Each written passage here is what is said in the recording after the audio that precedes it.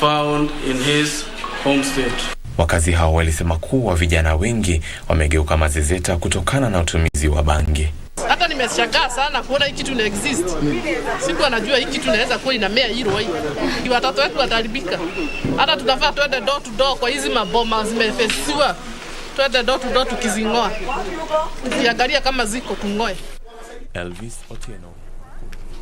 Nchi za Kenya na Tanzania zimeanza shughuli ya pamoja kutoa dawa kwa raia kwenye mpaka wa pamoja katika juhudi za kukabiliana na ugonjwa wa macho wa trachoma.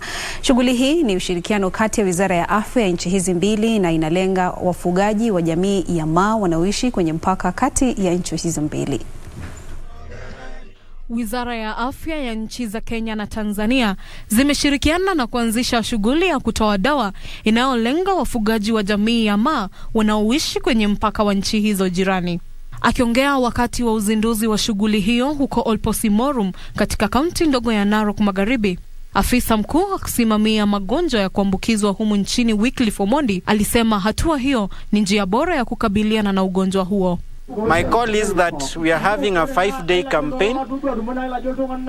Within the 5 days, demand for your dose for trachoma so that you can be able to prevent this blinding disease. At the end, if you don't take care of this disease, you go blind. Aidha, alisema tiba tu sio suluhu, ila pia kutekelezwa kwa mikakati kama usafi wa mtu binafsi na usafi wa mazingira itakayosaidia katika kukabiliana na swala hilo. Looking at provision of water, hygiene and also environmental cleanliness. But the fastest way of reducing the prevalence is through taking this medication. And that is why the government is going out of its way to ensure that we provide this preventive medication to the community members. Shughuli hiyo itaandaliwa kwa siku 5 huku ikilenga watu zaidi ya milioni 1 katika kaunti za Narok na Kajiado zilizopo humu nchini pamoja na maeneo ya Longido na Ngorongoro nchini. Jamii ya Iteso inasherekea kuchaguliwa kwa Paul Sande Elmolot kuwa mfalme wa jamii hiyo yapata miezi 6 tangu alipopendekezwa kushikilia wadhifa huo kwa muda kufuatia kifo cha mfalme Augustine Esuban mapema mwaka huu. Sande Elmolot ambaye alikuwa mwaniaji wa pekee wa wadhifa huo alidhinishwa na tume ya uchaguzi ya jamii ya Iteso katika eneo la Soroti. Mwenyekiti wa tume hiyo Daktari Charles Otim alisema Sande alitimiza masharti na kanuni zote za katiba ya Iteso. Sande alitoa wito kwa jamii hiyo kukumbatia amani na umoja na maridhiano pamoja na kubadili mtindo wao wa kushughulikia masuala. Pulling each other down. This time we want to strengthen the ring, which will pull each and everybody up.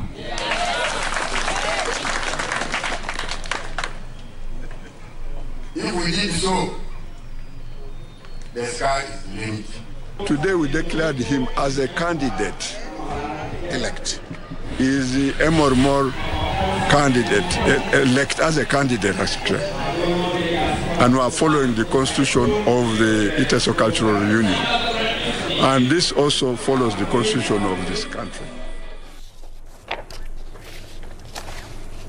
Katika makala yetu ya kila siku ifahamu China, hii leo tunakujuza kuhusu asilimia kubwa ya raia wa China wanaishi mjini. Hali hii imechangiza wasimamizi wa miji mikubwa nchini humo kuongeza juhudi za kuboresha maeneo rafiki kwa watoto. Maeneo zaidi ni kwenye makala yetu kuhusu miji rafiki kwa watoto nchini Uchina. Tazama. Nchini China inaendeleza mipango, miji na ujenzi kutoka kimo cha urefu wa mita 1 kwa maeneo mapana zaidi. Vifaa muhimu binafsi na shughuli za kuvutia kwa ajili ya watoto. Mwaka 2021, ujenzi wa mji rafiki kwa mtoto ulijumuishwa rasmi kwenye mpango wa 14 wa maendeleo wa miaka 5 na ulipendekeza ujenzi wa majaribio wa miji rafiki kwa watoto katika miji takriban 100. Eneo moja la makazi katika wilaya ya Huzhou mjini Chengdu limebadili maeneo ya wazi ya sehemu hiyo kuwa ya michezo na kuna vifaa mbalimbali kwa ajili ya watoto. Sasa watoto wadogo katika jamii hiyo wana sehemu zao za kucheza. huku vijana wakiweza kwenda katika maktaba na jumba la sayansi katika eneo hilo. Eneo la makazi la Jingshen lilijengwa mwaka 2014. Eneo hilo limefanya majaribio ya kutoa huduma za ujasiri kwa wakazi. Kwa mfano, kuna malezi ya watoto wa kawaida na huduma za msaada kwa familia za madarasa ya wazazi, ili kuwasaidia wazazi kukabiliana na hofu na wasiwasi katika elimu ya familia. Na hadi kufikia mwaka 2025, maeneo mengine 21 rafiki kwa watoto yatajengwa katika wilaya ya Wuzhou mwaka huu. Na hadi kufikia mwaka 2025, Wuzhou itatimiza kuwa na jamii mzima rafiki kwa watoto. Mwezi Mei, mji wa Shenzhen ulioko kusini mwa mkoa wa Guangdong nchini China ulitoa mwongozo kwa ujenzi wa mfumo rafiki wa watoto kwa umma mjini humo. Hii ni mara ya kwanza kwa ujenzi wa miji rafiki kwa ajili ya watoto kufanyika katika ngazi ya mkoa nchini China. Shenzhen ilianza utafiti wake na hatua za ujenzi wa mji rafiki kwa watoto mwishoni mwa mwaka 2015. Baada ya juhudi za miaka zaidi ya 6, sasa mji rafiki kwa watoto umeanzisha utaratibu unaounga mkono vigezo na sera, kutoa mwongozo wa ujenzi unaohusisha jamii, shule, maktaba, hospitali, bustani, utaratibu wa safari, vyumba vya mama na mtoto, hatua za msingi na ushiriki wa watoto. Mpaka sasa, Shenzhen imejenga zaidi ya vyumba 1100 vya kuhudumia watoto, vikihusisha vituo vya huduma za serikali, bustani na maeneo ya biashara. Imejenga jumla ya nyumba 722 za watoto katika jamii na zaidi ya bustani 1200 za aina mbalimbali. Na hatua kwa hatua kuongeza na kuboresha maeneo na vifaa kwa ajili ya shughuli za watoto na elimu. Naam, tukiondoka Uchina turudi hapa nchini ambapo polisi katika eneo la Juja wamenasa pombe gushi ya thamani ya shilingi 600,000 na kuwakamata washukiwa wawili wa biashara hiyo haramu. Wakati wa operesheni hiyo katika kijiji cha Mugudha, maafisa hao walipata aina mbalimbali za pombe kutoka kampuni tofauti. Kamanda wa polisi katika kaunti ya Kiambu, Muchangi Kioi, ambaye aliongoza maafisa hao kwenye operesheni hiyo, alisema mmiliki wa jengo hilo alitoweka na polisi wanamsaka mshukiwa huyo ambaye kwa sasa yuko mafichoni. Maafisa wa polisi wanawasaka washukiwa wengine 3 waliotoweka baada ya vitengo mbalimbali vilivyohusisha maafisa wa upelelezi, maafisa wa polisi, halmashauri ya ukusanyaji ushuru humu nchini na shirika la kukadiria ubora wa bidhaa kuwasili kwenye nyumba hiyo ambapo biashara hiyo haramu ilikuwa ikiendeshwa. Umeona vijana wengi wakikunywa hizi pombe wanalala huko kwa barabara, wengine kwa mitaro. Ni sababu pombe kama hizi ni haramu na ndio inapoteza watu macho. Sasa hii hakuna mahali imepimwa, hata injapitisha kwa ile vipimo inatakana ipitie. Kwa hivyo kwa jumla wananchi wanjihadhari, especially wale wanaouza vinywaji. Na katika kaunti ya Kakamega, halmashauri ya bandari humu nchini ilikabidhi majengo 2 ya usimamizi na darasa 1 kwa shule 3 katika eneo bunge la Voi.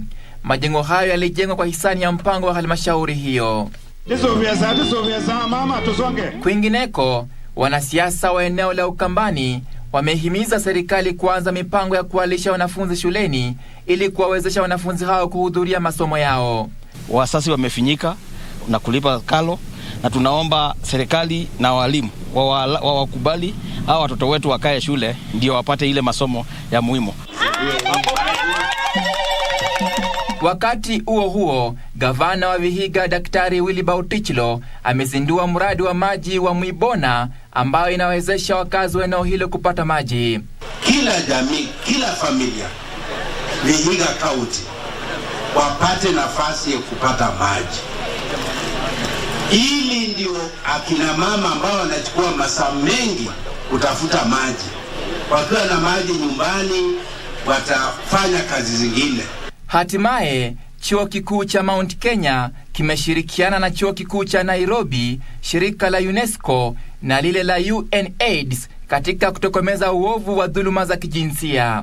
Within the last 4 months, a lot of purposive integration of O3+ activities have been witnessed happening at MKU, including recent event that took place in Kisumu, bringing both student and community together to discuss GBV matters courtesy of O3+ program. Na mtazamaji, ni taarifa za kurunzi mashinani ikiwa zimekatika dakika 14 baada ya saa 6. Kumbuka ni taarifa ambazo hukujia kila siku ya juma. Mtazamaji, nakumbuka pia unaweza changia katika mjadala huu kwenye mitandao yetu ya Twitter, Facebook. Unaachia ujumbe tu alafu sisi tunaweza kujua ama kupata kufahamu wewe unatazama KBC Channel 1 ukiwa wapi. Mitandao yetu ya kijamii ni @KBC Channel 1. Ya kwangu mimi ni @Zainab Said. Ukiachia ujumbe hapo sisi tutakuwa ni wenye kusoma na kujua tu unapata kutazama taarifa hizi ukiwa wapi. Kumbuka pia ni mambo mengi tu ambayo tunajadili hapa. Mijadala huwa ni mingi tu, vipindi huwa ni vingi kuanzia asubuhi mpaka jioni. Tunapata, kumbuka wakati huu ambapo pia taifa linajiandaa katika uchaguzi mkuu, tunapata tu kukupa mijadala ambayo inakusaidia wewe kufanya uamuzi ambao ni wa busara zaidi kwako wewe katika uchaguzi huu ambao umesalia takriban siku 25 tuweze kuandaa uchaguzi huu. Na sasa tuendelee na taarifa hizi ambapo sasa tuelekee katika taarifa nyingine ambapo shirika la utunzi wa misitu limeafikia makubaliano na wakfu wa Dedan Kimathi ambapo zaidi ya miti milioni 30 itapandwa kwenye msitu wa Ragina ulioko kaunti ya Kiambu katika kipindi cha miaka 10 ijayo. Maafisa wa jeshi wale wa serikali za kaunti za Kiambu na Nyandarua watashiriki kwenye shughuli hiyo ya upanzi wa miti. Shirika la huduma za misitu likishirikiana na wakfu wa Dedan Kimathi, wanajeshi na serikali za kaunti ya Kiambu na Nyandarua zimepanda miche 30,000 katika msitu wa Ragina. Shughuli hiyo ni sehemu ya mpango wa ushirikiano kati ya shirika hilo na wakfu wa Dedan Kimathi uliotiwa saini wakati wa shughuli hiyo ya upanzi wa miti. Mhifadhi mkuu wa misitu Julius Kamau aliyeongea wakati wa utiaji saini mkataba huo alisifu juhudi za pamoja za mashirika mbalimbali za uhifadhi wa misitu. Now the target is 30% tree cover by 2050. So the work is still cut out for us and we must work together to move forward. Matamshi ambayo yaliungwa mkono na afisa mkuu mtendaji wa wakfu wa Dedan Kimathi, Irene Kimathi, alitoa wito kwa wadau zaidi waunge mkono juhudi za uhifadhi wa misitu. We will support the government and Kenya for the service to achieve the 30% forestry and tree cover. Mhifadhi mkuu wa misitu pia alitoa wito kwa jamii ziendelee kuwapasha habari maafisa wa misitu kuhusu wanaohujumu shughuli za shirika la huduma za misitu. One of the biggest challenges we are dealing today are the ills that were conducted and performed in previous years, where people could enter into the forest, they take a piece of the forest, they use a big name and they say, this is my land. Shirika la uhifadhi wa misitu nchini Kenya limetoa ahadi kuendelea kushirikiana na mashirika ambayo yanahifadhi misitu humu nchini, huku ikilenga kuwafikia 10% ya misitu nchini. Yusufar nikiripotia Kurunzi mashinani. Shukran sana Yusufara kwa taarifa hiyo ya utunzi wa misitu nchini. Mtazamaji, kumbuka muungano wa Azimio 1 Kenya unaendeleza kampeni zake za kujitafutia umaarufu katika eneo la Pwani. Na kwa sasa hivi niruhusu nimpishe mwanahabari mwenza Joni Karisa tuelezee msafara huo kwa sasa hivi umefika wapi na ni hali iko vipi katika eneo hilo. Joni, kama unanipata tuelezee tuje msafara huo wa Azimio 1 Kenya Alliance uko wapi kwa sasa?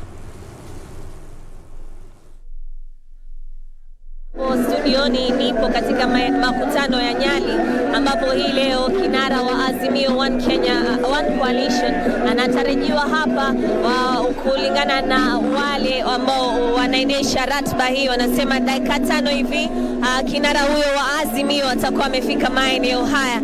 Hii ni siku ya 3 ambaye kinara huyo Raila Odinga akiandamana na mgombea mwenza wake Martha Karua wapo katika maeneo ya Pwani.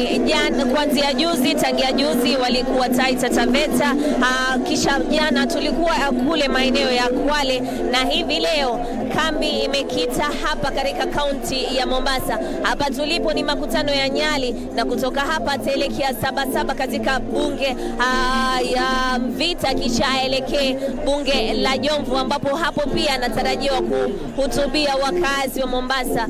Mkutano maalum unafanyika pale Jomvu, na hapo ndipo maelfu wa wakazi wa Mombasa wameweza kukita kambi kuanzia asubuhi ili kuona kwamba waweze kusikia kinara huyu ana yapi ya kuambia wakazi wa Mombasa. Tangu asubuhi tumekuwa tunapilika kama mpiga picha wangu anaweza kuonyesha tu, ni kwa watu wameweza kuja ili kuona kwamba wakazi wa Nyali na Kisauni waweze kusikia mawili matatu. Kile ambacho kinara huyu anaweza kuhutubia watu wa Pwani kuanzia juzi ni kuhusu mashamba yao.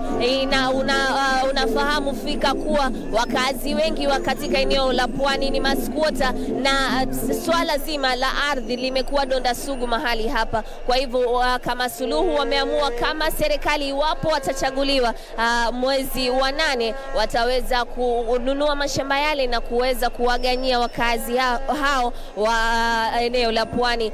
Swala lingine ni kuhusu bandari ya Mombasa. Hiki kimekuwa kizungumkuti kikubwa, manake watu wengi wameweza kukosa kazi eneo hili, lakini wanasema kwamba katika siku 100 wataweza kurudisha operesheni hizo ambazo zimeweza kuhamishwa Naivasha na Nairobi ili zirudi hapa katika kaunti ya Mombasa. Mambo ni mengi, kuna swala ya uchumi, ni baadhi ya manifesto ya Raila Odinga kwa wakazi wa Mombasa kuona kwamba uchumi wao umeweza kuboreshwa na hali ya maisha yaweza kuboreshwa, manake kufikia sasa watu wanalilia swala zima la njaa, bei ya chakula imepanda. Hayo tu ni maswala ambao wanaweza kuyasema kila baada ya kukicha. Kwa hivyo tumekita kambi sisi kama KBC, tunakuletea taarifa hizi mubashara kutoka hapa Nyali. Tutaelekea maeneo ya Jomvu tukupatie mawili matatu kutoka eneo hilo, na kufikia habari zetu za saa 1 na saa 3 tutakupa kwa kina kila ambacho kinara wa Azimio One Kenya Coalition ataweza kuambia wakazi wa Mombasa. Lakini kwa sasa tunamtarajia aungane na gavana wa kaunti hii, Gavana Hassan Joho, ambaye atasindikizwa na baadhi ya viongozi ambao walioko hapa tulipo ni Nyali na Kisauni. Kisha tutaelekea Mvita na baadaye tutafunga jamvi katika bunge la Jomvu, ambapo hapo ndipo kinara huyo anatarajiwa na maelfu wakazi wa Mombasa kusikia sera zake. Siku zimebakia chache Zainab, na hapa katika kaunti ya Mombasa kulingana na zile takwimu zilizofanyika jana, ni ngome moja ya Azimio One Kenya Coalition, na tunasubiri kuona kama iwapo wameweza kubadilishwa nia na watu wa UDA ambao wamekuwa wakitembelea eneo hili si mara moja lakini mara nyingi. Eneo hili litabaki ngome ya ODM ama Azimio, ama itaweza kuweza kwenda kwa chama chingine? Hayo yote tutasubiria mwezi wa Agosti, lakini kwa sasa wacha tusubirie kinara wa Azimio akiandamana na gavana wa kaunti hii Hassan Joho ili kuweza kufika mahali hapa, na wakati atakapoingia tu sisi kazi yetu tu ni kupa matukio hayo mubashara kutupitia KBC Channel 1. Wacha kurudishe kwako Zainab, sisi tukifanya ile inaitwa ngoja ili wakazi hawa waweze kusikia sera ambazo Raila Odinga amewaletea wa Pwani. Kwako Zainab. Naam, shukran sana Junei kwa taarifa hiyo. Mtazamaji, kama alivyokujuza, kambi hiyo ya Azimio One Kenya imekita katika eneo la Pwani katika kujitafutia umaarufu. Tukumbuka zimesalia 25 kabla ya kuandaliwa uchaguzi mkuu nchini. Sisi hapa tunakupa wewe matukio yanavyokuja, wewe uamuzi unasalia kwako wewe kufanya maamuzi bora katika itakapofikia tarehe 9 mwezi Agosti. Na kwa taarifa hiyo ya msafara wa Azimio One Kenya eneo la Pwani, mimi sina budi la kuhitimisha Kurunzi Mashinani awamu hii ya saa 6. Kumbuka katika dakika za kuhesabika tu kutakuwa kuna kujia ule mjadala wa Tamrini, kwa hivyo wewe usiende mbali. Mimi ni Zainab Said, mwenzangu amekuwa ni Caroline Njoroge. Masalam.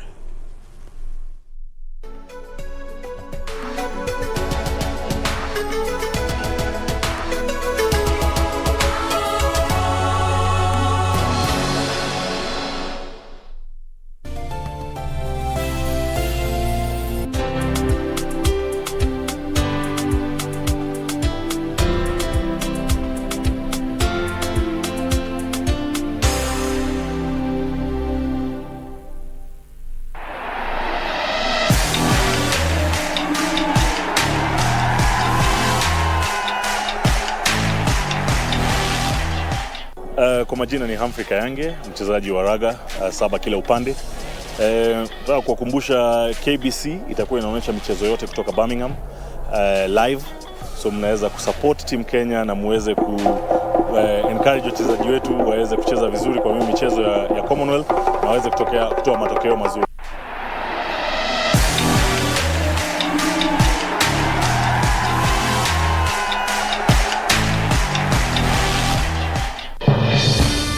We shall legalize weed. Professor George Luchiri Wajakoya of the Roots Party. Semeni Babakea. Babakea. Raila Amolo Odinga of the Azimio la Umoja One Kenya Party. Unajua mimi sina pesa ya serikali ama ya cashback. David Mwaure Wahiga of the Agano Party. And hakuna kura ya hasla mtaiba. William Samoei Ruto of the Kenya Kwanza Alliance. Presidential Debate 2022. Do not adjust your sets. Have you seen my so sweet and fine like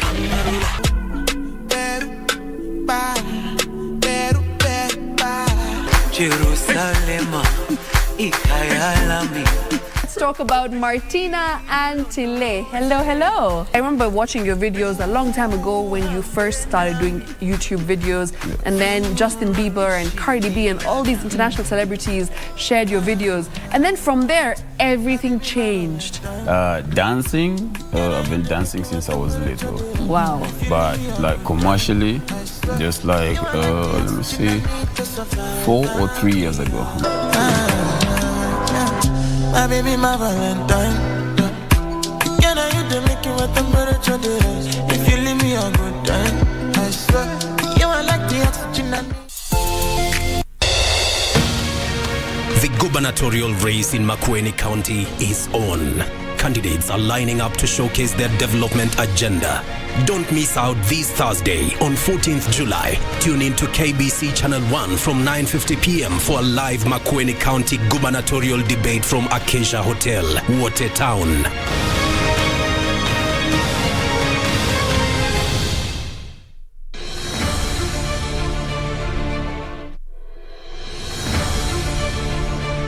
President Uhuru Kenyatta's agenda for young people and his role as the global youth champion continues to transform many lives in Kenya. We will continue to ensure that we level the playing field for you through education, training, and we will increase opportunities for you to be the very best of Kenya. President Kenyatta, more than any other leader we have had, understood from day one about the central role of young people in sustainable development. The president's agenda is on jobs, jobs, jobs, jobs. Each time I speak with him, it's about jobs. It's about jobs for the young people.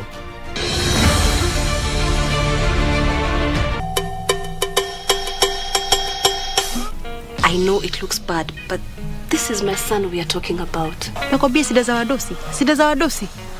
Shatu nazo. Si tulikuwa mabeste wa Shada na Pete. Kwani kuliendaga aje? Hey man, you know what happened. How would you up and leave, going to the apartment without confirming whether it's vacant or not? She doesn't care about anyone but herself. What did he do to you? Well, the rest I'm going to tell you on the way. So now you're not going to slap me into staying? Hi, Tiffany. You know what? I hate you. I hate you, Kathy. Glenn, that's not good. That's wrong. Shut up and stay out of this. I think maybe you need to consider therapy. I agree. The fact that I want us to live together as a family means I have healed. Good luck with this one.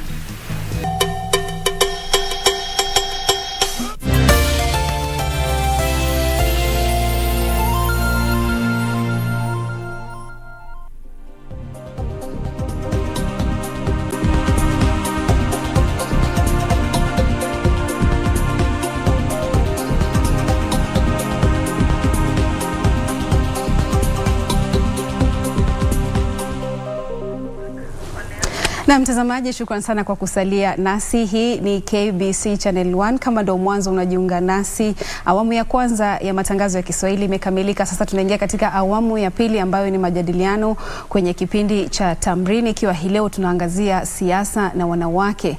Mtazamaji, studioni siko peke yangu, niko na mgeni wangu ambaye nitakuwa namtambulisha hapo baadaye. Mimi naitwa Zainab Said. Kwenye mitandao yetu ya kijamii, kumbuka pia unaweza tufuatilizia na pia kuacha ujumbe wako tu tuweze kujua ni yapi ulionayo kuhusiana na mjadala ambao tunajadili hii leo. Kwa hivyo at KBC Channel 1 fanya kutembelea mitandao hiyo, kama bado hujalike na kufollow fanya hivyo ili tuweze kusoma ujumbe wako na pia kufahamu tu wewe KBC unaipata ukiwa wapi. Ni takriban dakika 30 za majadiliano na tunakusihi wewe pia uwe mmoja wetu. Na moja kwa moja nitamtambulisha mgeni wangu hii leo.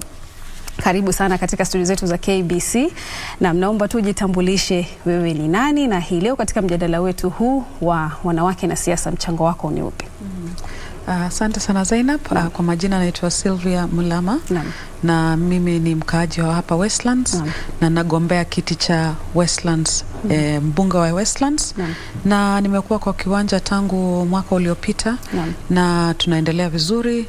Tunashukuru ya kwamba wamama tumejitokeza na tunataka kubadilisha mjadala wa politics, tuone tutaielekeza namna gani. Naam.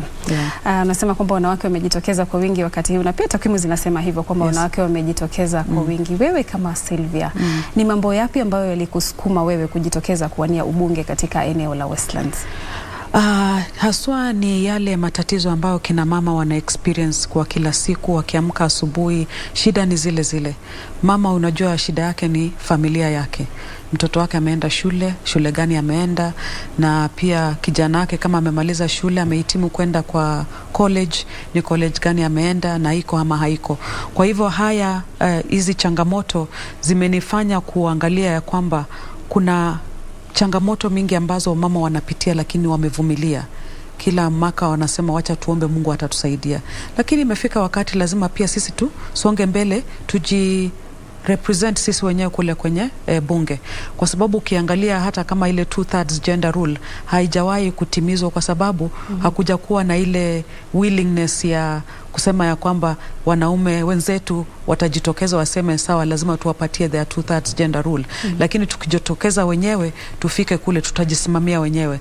Lakini haswa ni yale mahitaji ya kina mama ambayo ni ya kindani ndani, ambayo ni mama tu anaelewa. Lakini sio mama tu anaelewa, pia inatakana tutoe politics kwa hizo, tuweke leadership. Uongozi ndio muhimu sasa. Watu wamechoka na maneno wa politicians kuongea, watu wanataka viongozi. Na kina mama tukijitokeza kukuja mbele, haswa inakuwa ni uongozi, as opposed to politics, kuambia vitu watu mambo ambao wanataka kusikia, lakini ikifika kwenye bunge hautekelezi yale ambayo ulisema utayafanya. Naam. Umesema kwamba elimu na msukumo wa kuhakikisha kwamba wanawake wanapata maslahi yao kiurahisi katika eneo hilo ambalo umefanya wewe ukajitokeza. Je, kabla ya kuanza kuwa na wazo la kuwania, umekuwa ukifanya nini kuhakikisha kwamba pia hili linaangaziwa? Mimi nimekuwa support pillar ya kina mama, wale ambao wameadhiriwa nyumbani, domestic violence, na nimekuwa nikisimamia pia vijana, both wasichana na wavulana, wale ambao wanataka kuendelea masomo yao. So nimekuwa kama mentor. Na hiyo mentorship imenifikisha mahali naona ya kwamba tuko na watoto wetu ambao ni vijana na ni wazuri sana. Both wavulana na wasichana wanataka kuhitimu, wanataka kuangalia vile watajiendekeza kimaisha, kielimu, michezo, lakini hawana ile usaidizi haswa ya kuwaleta pamoja, kuambia hii ndio njia tutakayotumia ndio ufike mahali unataka kwenda. Na ukiangalia pia kwa uongozi, tuko na ile pesa ambazo zinakuwa allocated kwa mbunge kila mwaka. Lakini hizo pesa hazitumiwi kwa ile njia inafaa zifikia hawa. Ndio sasa kama community wapate kuendelea, wapate kunawiri, kama ni kwa sport, kama ni kwa masomo, na kama ni pia kwa kikazi. Sasa unakuja unasema kwamba tutafanya namna gani? Ndio nikachukua hii fursa kusonga mbele. Mimi na experience yangu ya kutoka kwa corporate, kwa sababu nimekuwa kwa corporate na mimi pia ni mwanabiashara. Na nikiangalia nasema watoto wote ni wetu. Kina mama ni wenzangu. Wazee wanaumia na wako na mama kama wenzangu. Kwa sababu kwa hivyo mimi nikijitokeza nitahakilisha wote. Nitahakikisha kwamba kama ni wazee, kama let's say in our case kwa hapa Westlands, angazia 24-hour economy. Tunataka tulete industries zingine tuongezee zile ambazo zitafanya watu wafanya kazi 24 hours. Na pia wale wa soko tupatiane security, tupatiane enough electricity, watu waweze kununua vitu mpaka saa 4 ya usiku, saa 5 ya usiku. Ndio sasa pesa zianze kuingia kwa mfuko. Na wale vijana tuwajengee polytechnic ambayo hawajaipata kwa muda mrefu, na ambayo nitakana ikuwe imejengwa mpaka kasaizi hapa kwa constituency ya Westlands. Wapate hiyo college, waende college wahitimu. Wale wa sports ni nini wana lack, ni nini hawana, tuwapatie pia nini sports zao, tuallocate pesa ambazo watafanya nini, itawasaidia kunawiri, na pia tuwajengee hizo facilities wawe nazo, wao vijana wanawiri. Na wale wanamaliza college tuweke aside funds ambazo wanaweza kuanzisha nini tu biashara tao tudogo na tu boost pia wamama ambao wako nyumbani wafanya nini, warudi kazini. Kuna wasichana wengi ambao wako katikati ya miaka 15 na 22 wako na watoto kama 3 na wanakaa hapo na hawajui mahali pengine pa kwenda. Pia hao tuwaangazie, tuwarudishe kwa hizi colleges, wamalize wahitimu, tuwasaidie na kuanzisha biashara kwa groups, alafu pia tuwasaidie na daycare, kwa sababu hiyo ndio changamoto yao. Sasa unaona kama mama unakuja kwa ile level, unaelewa ni nini haswa itasaidia huyu mama kutoka hapa aende kazini, alafu ajisaidie na pia mtoto wake asaidike. Ni nini itasaidia huyu mama na watoto wake kwa nyumba, angalau watoke wampatie ile fursa ya kutoka kwenda kutafuta kazi. Na pia mzee atoke kwa nyumba aende join hiyo 24-hour economy, ajisaidie, kwa sababu basic ni njaa.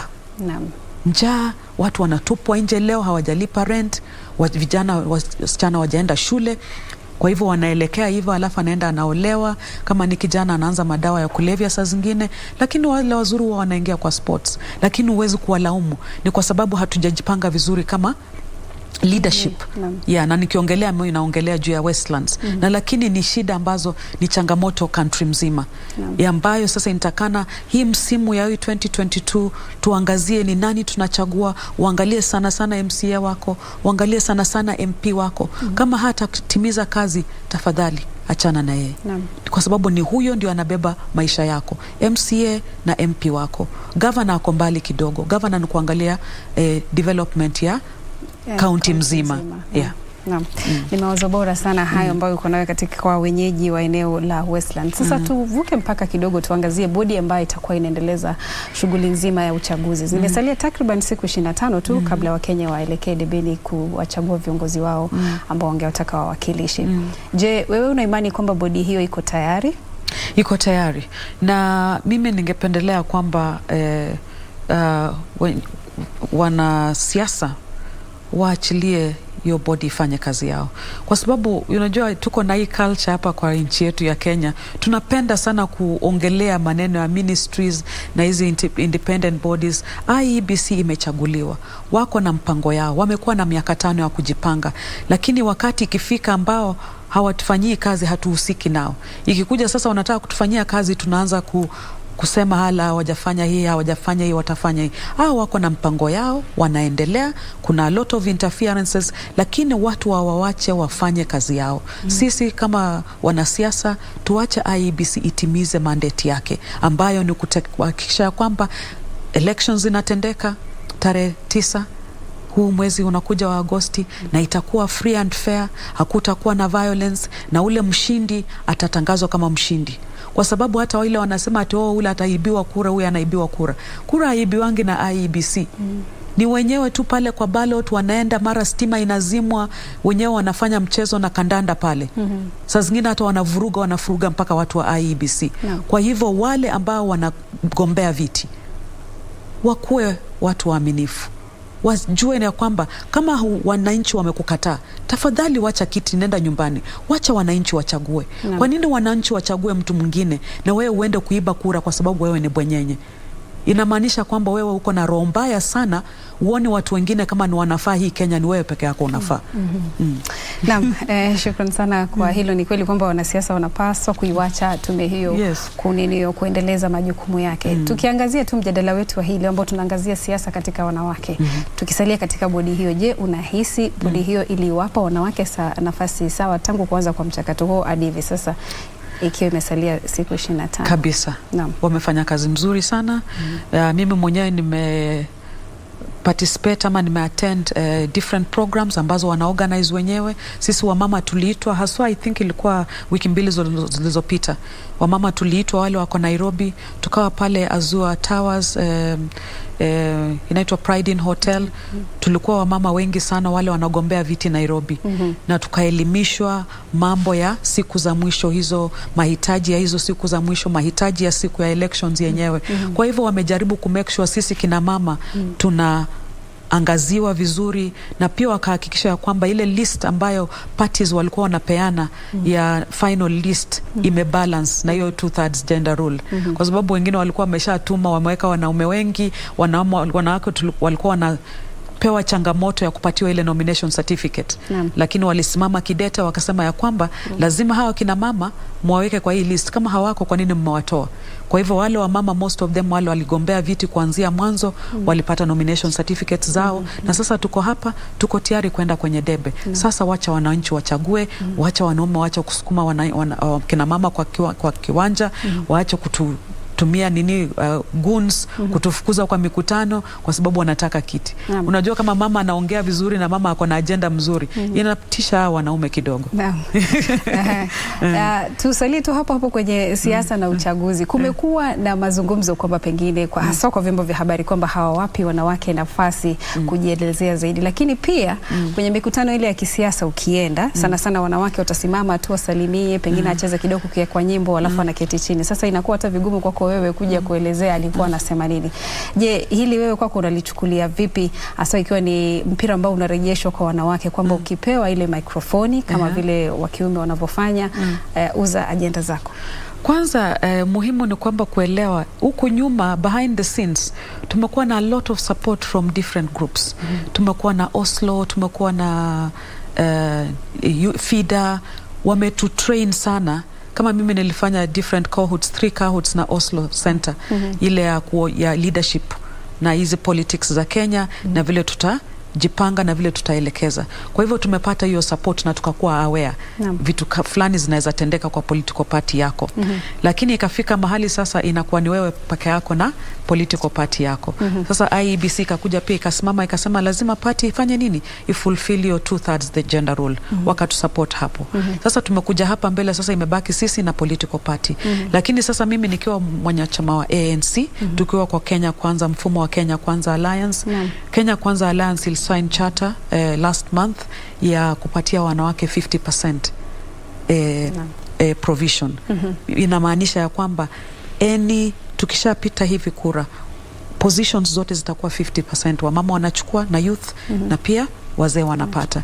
Kwa hivyo unaona sasa hiyo imetupatia plain level ya kusema ya kwamba pia sisi tumewekwa kwa meza.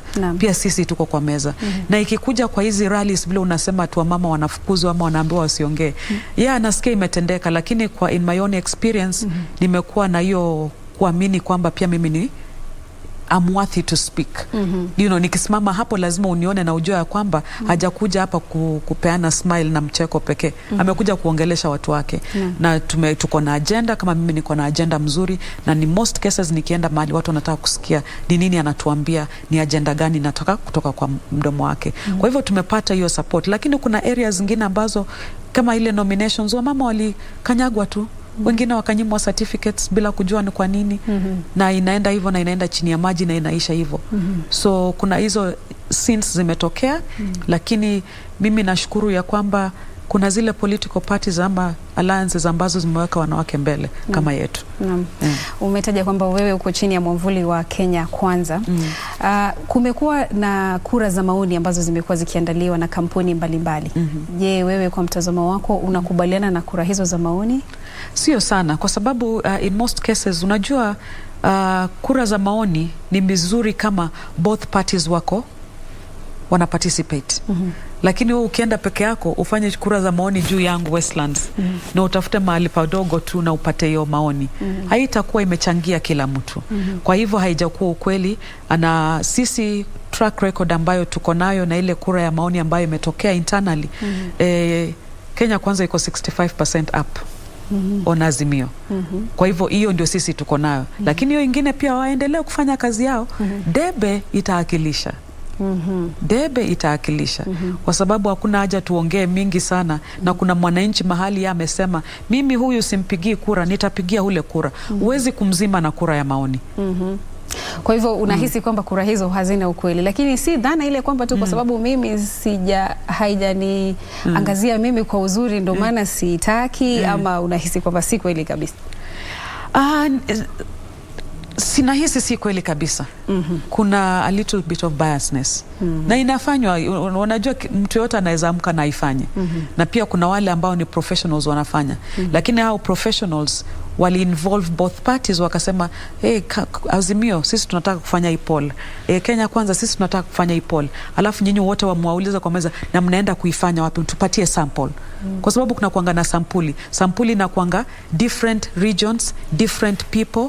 Na mara nyingi huwa ni Kenya nzima. Ni Kenya nzima. Lakini sasa ukisema unaenda kufanya alafu uende ufanye Kwale peke yake, ukuje utuwekea hapo, ama uchukue watu wa Nairobi kidogo, umechukua Eastlands haujachukua Westlands, ama umechukua Mombasa, umechukua hii side nyingine ya Mombasa umwacha kule kwingine, hujapata hiyo balance. Lakini wakitoa ripoti hizo wanaoandaa wanasema kwamba katika mfumo ambao walitumia waliwahoji wa Kenya ambao ni wa Kenya Kenya nzima, ambao ina depend hiyo zone. Ina depend hiyo zone, kwa sababu mimi mwenyewe nishafanya hiyo statistics. Lazima kama unasema ni Westlands, lazima ikuwe kwa kila ward, na kwa kila ward lazima ikuwe around each polling center. Wamefanya hivyo kweli? Na walitekeleza hiyo vizuri kweli?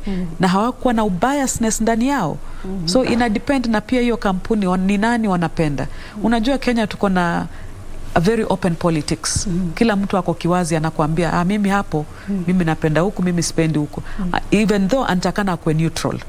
Lakini ndo dhana ya demokrasia, tunafaa tuachiliwe tufanye maamuzi yetu sisi wenyewe. Lakini yote tisa, msema kweli anakuja tarehe 9 mwezi Agosti. Tukiachana na hayo ya kura ya maoni na uchaguzi, wanawake wanajitokeza kama tulivyosema kwamba wamejitokeza wengi kwa sasa hivi kujitokeza kwamba kupiga kura. Tunatumai kwamba itakapofika tarehe 9 mwezi Agosti, itakapopiga kura, wale pia watakao tangazwa washindi, idadi ya wanawake itakuwa imeongezeka zaidi.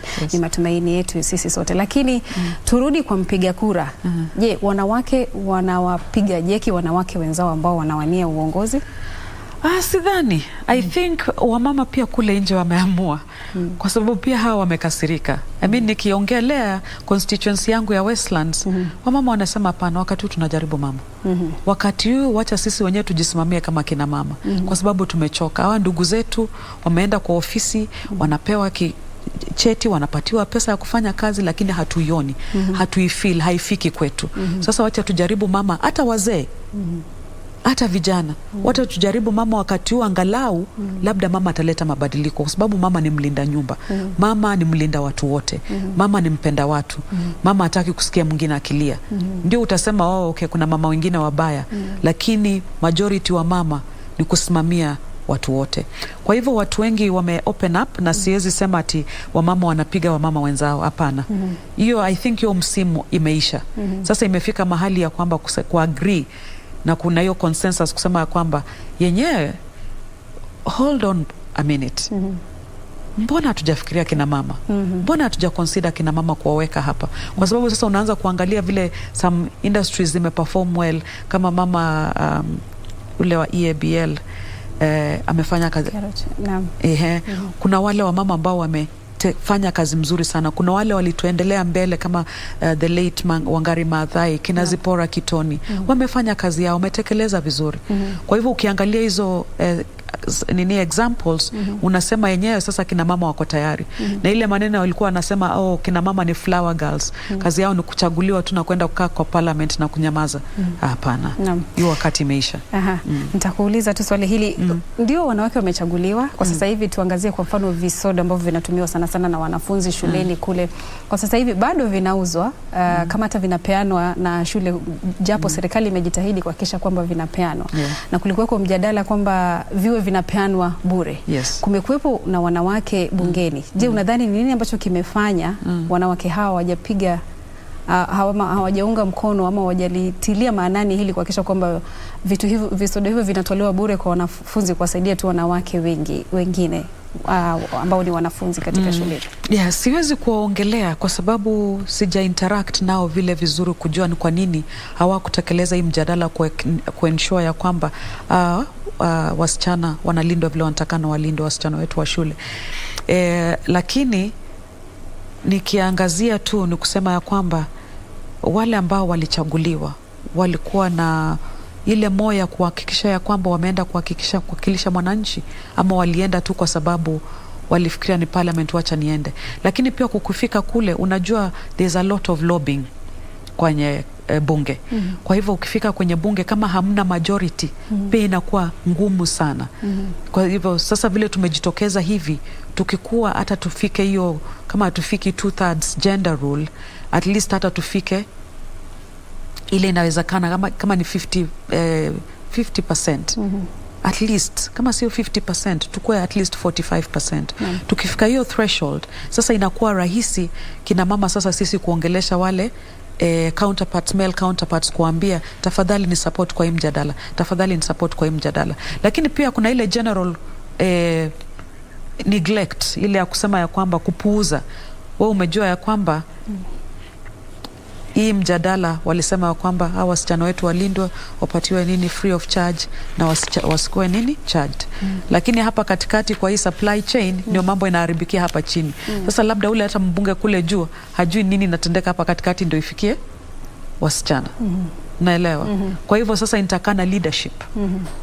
Uko in control of what you are doing. Kama mimi sasa constituency yangu Westlands, wasichana wangu wanalindwa vizuri, vijana wanalindwa vizuri. Mimi mwenyewe nitakana niende nikuwe in touch nao. Sio kutuma watu kwenda kuniulizia niko na miguu na niko na mdomo.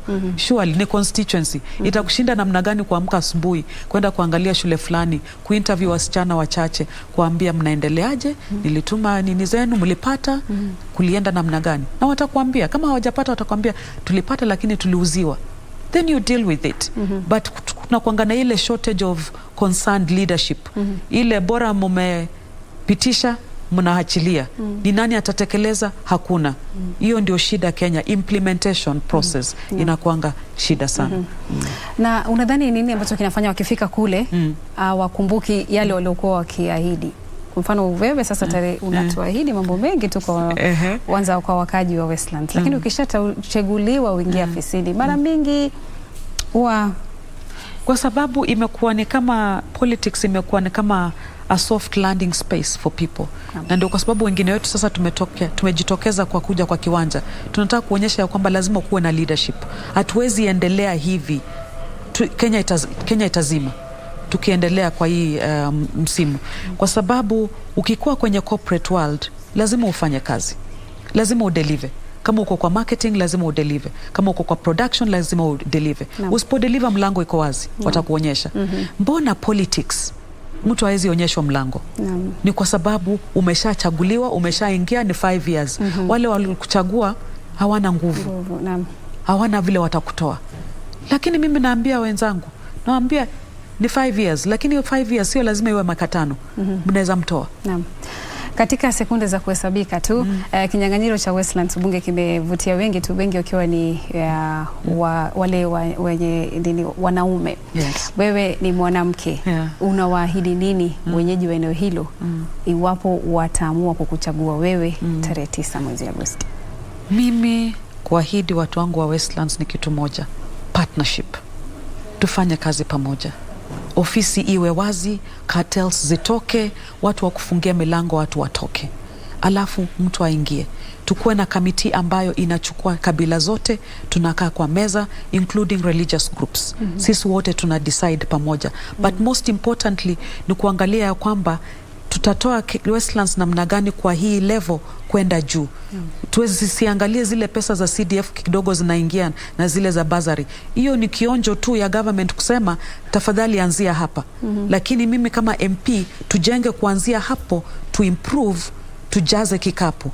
Ndio tutengeneze hiyo 24-hour economy, ndio tujengee watoto wetu college, ndio tujengee watoto wetu sport center, ndio tutoe young mothers kwa nyumba waende kazi, ndio tutoe wazee kwa nyumba wapate kazi. Na hivyo wheel itaspin. Naam.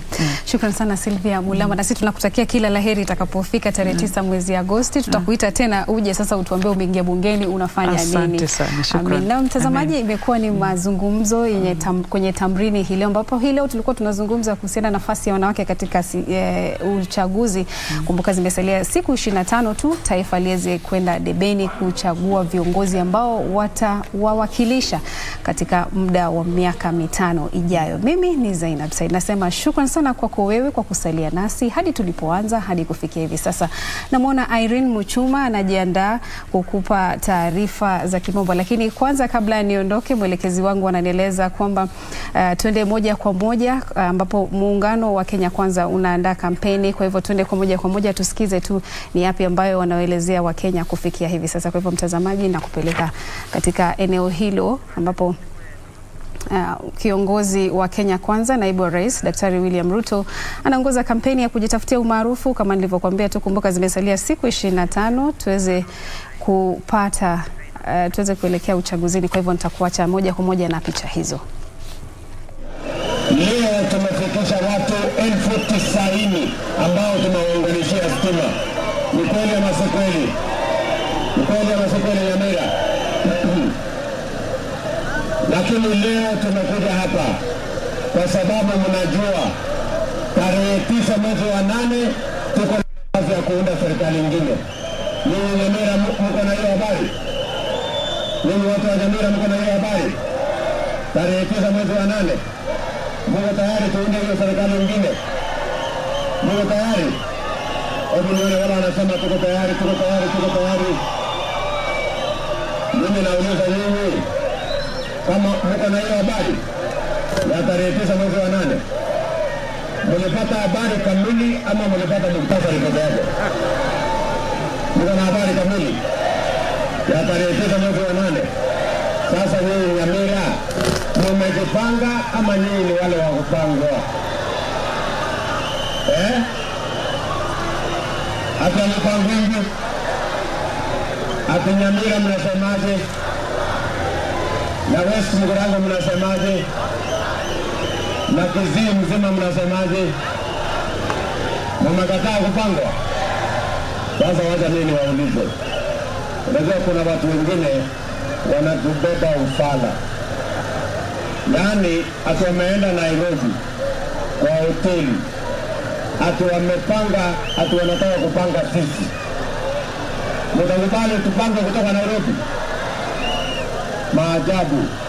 Ati wanataka kutupanga na jamaa wa vitendawili. Mimi nauliza nyinyi, wale wako Nairobi kwa mahoteli na maofisi, wao ndio wataamua ama nyinyi ndio mtaamua? Wale ndio kusema ama nyinyi ndio kusema? Nyinyi ndio mtaamua? Nyinyi ndio kusema? Ni kweli ama si kweli? Nyamira tunaelewana? Na ndio mimi nimekuja hapa. Ule mzee wa vitendawili anasema anataka kuja kubadilisha katiba kwanza, ati aongeze mamlaka ya rais, ati aongeze vyeo ya viongozi, ati aanzishe rege tena. Mimi nauliza nyinyi, mnataka tubadilishe katiba ama tunabadilisha uchumi kwanza? Lazima tubadilishe katiba ama uchumi? Katiba ama uchumi?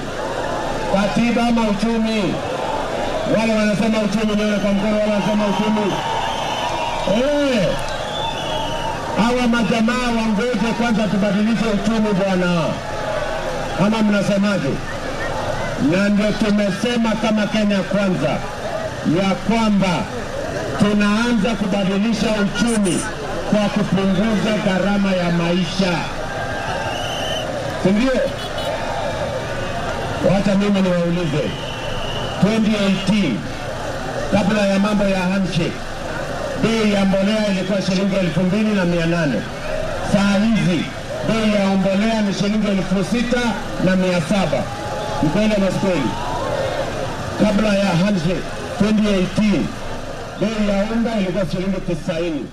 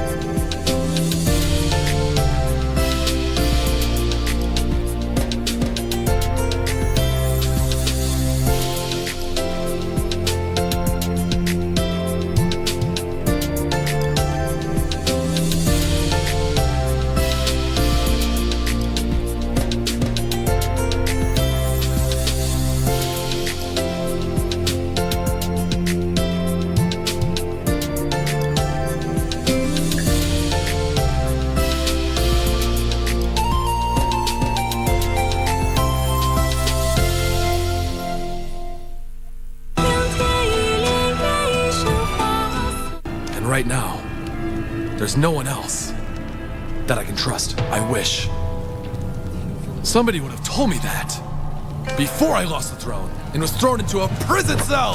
Are you still hoping you can marry Prince Genova? You've never even seen him before, have you? How are you so infatuated with him? Why don't we just call the whole thing off? We can't do that. He has a wife back at home. Huh?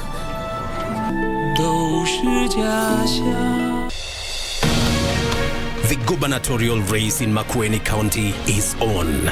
Candidates are lining up to showcase their development agenda. Don't miss out this Thursday on 14th July. Tune in to KBC Channel 1 from 9:50 p.m. for a live Makueni County gubernatorial debate from Acacia Hotel, Watertown.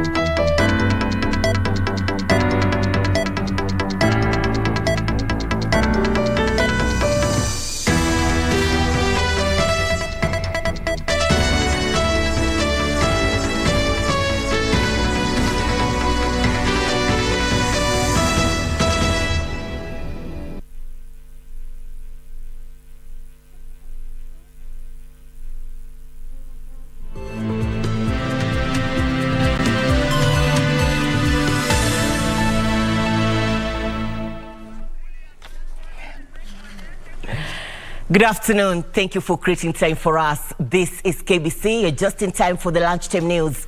My name is Irene Muchuma Odem.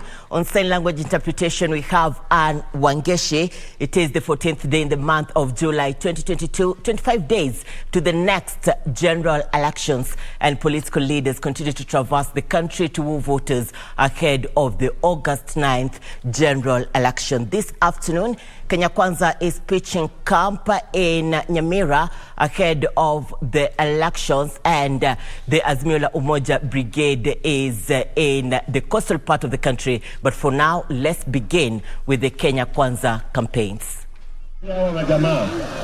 Nyinyi mumefurahi kwa sababu hamujui maana ya kulala njaa. Hamujui maana ya kupiga lami mpaka kiatu ikatike wakati hauna ajira. Hamujui vile wakulima wanahangaika. Mimi hapa naelewa shida ya hawa wananchi. Mimi nimelala njaa, naelewa ni nini. Mimi nimepata ajira yangu ya kwanza nikiwa mbunge, najua kupiga lami ni nini. Na ndio sababu sina furaha mpaka tupige kura tarehe 9 mwezi wa 8, tuweke serikali ambayo itafurahisha hawa Wakenya wote. Sio Kenya ya wachache kujivunia na wengi kuvumilia. Unaelewana jameni? Watu wa Nyamira tumekubaliana. Jambo la pili, tumesema vijana mko? Vijana wa Nyamira mko? Nyinyi vijana, nataka mnisikize kwa makini. Tuko na tatizo kubwa ya vijana katika taifa letu la Kenya. Tuko na vijana zaidi ya milioni 5 wamemaliza shule, hawana ajira. Vijana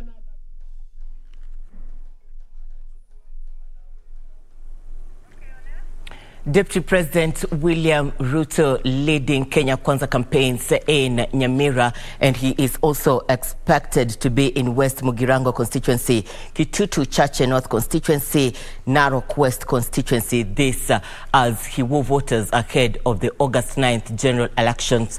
And the Azimio la Umoja Brigade is in Nyali, and Junei Karisa is with the team. Let's cross over and listen in.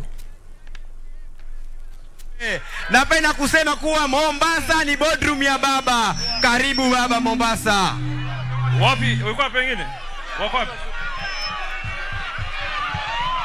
Haya Mombasa hoye. Haya baba, karibu Mombasa, karibu Nyali na karibu Mkomani. Usijali, ukifika nyumbani toa viatu, kaa hapo hivyo, wa vijana wako watakufanyia kazi hapa hivi. Asanteni na Mungu akubariki kwa kututembelea. Suleiman Shaba sekunde 0. Kongowea hoye! Kongowea hoye! Ndugu zangu Suleiman Mvua hajafanya sekunde 0. Haya, ndugu zangu watu wa Mombasa. Sisi sote tunajua shida zetu. Vijana wetu hawana kazi. Kina mama zetu wako na shida. Students hawana karo. Watu wa Kongowea wako na shida umarkiti.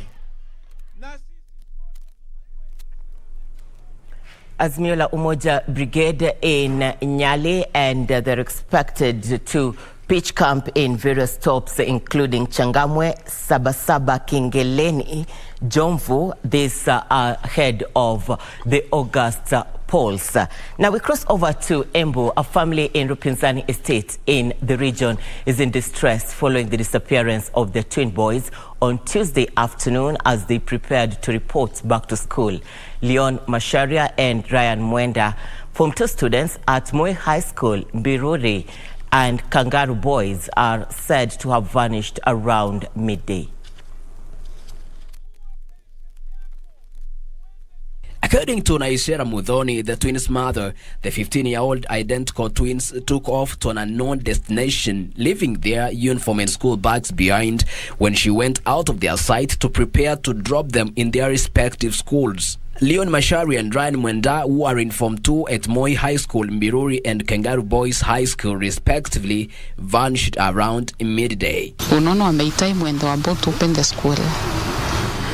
Na walikuwa wanaongea pamoja, nawaambia simurundi tujitayarisha, wananiambia unajua hatutaonana tena mpaka August, tupatie time tuongee. The mother said their decision not to separate them from their schools was informed by the need to help them develop their individual character and personality, as they had since birth been together and doing everything jointly. But we didn't know it was affecting them this much until yesterday. Because even when they would raise that issue, I would just brush it off and be, see, you're doing well. See, you have settled. So I never took it very seriously. Naisera said that the information she got from the border operator plying their route is that they boarded one of their bikes and requested to be dropped at the Nairobi-bound Matatu terminus in Embu town. Wale wataona because wanaendanga pamoja, wanatembea pamoja na wanafanana sana. Tafadhali tunjulishe ama ujulishe the nearest police station. Mapige shule Kangaroo ama Moi High School Mbiruri ama namba yangu. Andrew Kero for Lunchtime News. Interior Cabinet Secretary Dr. Fred Matiang'i has affirmed that the government is ready and committed to a successful transition after the forthcoming general election. Matiang'i said there were elaborate plans in place to ensure the relevant instruments of power will be handed over peacefully to whoever will form the next government.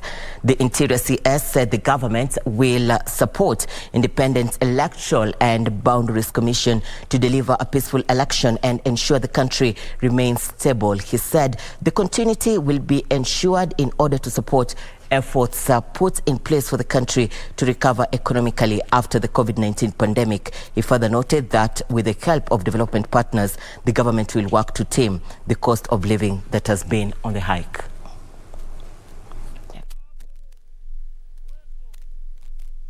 On our plans as government to ensure continuity and stability of our economy and our country as we move along even during this transition.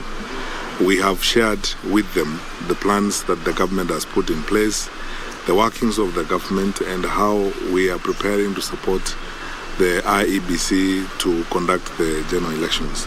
We will do everything it will take and everything under the law to ensure that we fulfill our constitutional mandate and our obligations under the law, namely to ensure a peaceful, a stable country, a peaceful and effective transition. In terms of the preparations for the elections, I think there was a very not only a convincing presentation from the side of the government, but also a lot of very practical examples of how the country is prepared to make sure that the elections can be safe, secure, open and peaceful, and that is a joint interest that we have as development partners with the government. So that makes us feel comfortable and we will be at the assistance of the government whenever there's a call upon us.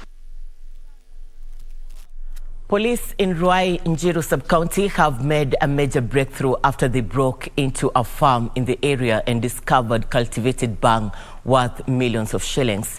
The uprooted bang was ferried to Ruai police station as police pursue the owner of the farm, who is on the run. The owner of the farm, who is still at large, is said to have employed 2 employees who have been working on the farm and made several harvests in the recent past. More bang was also recovered from nurseries awaiting transplantation for commercial purposes. Deputy OCPD of Njiru Sub-County Jackson Sang urged residents to continue working closely with the security agents to enable them arrest and prosecute culprits involved in illegal dealings. The owner of the homestead is known, and police are doing all they can to bring him to book to answer into what was found in his homestead. Residents also raised concerns over the upsurge of drug-related business in the area. Hata nimeshangaa sana kuona hiki kitu exist. Siku anajua hiki kitu inaweza kuwa inamea hilo hii. Watoto wetu wataribika. Hata tunafaa twende door to door kwa hizi maboma zimefesiwa. Twende door to door tukizingoa. Tukiangalia kama ziko kungoe. Elvis Otieno for Lunchtime News.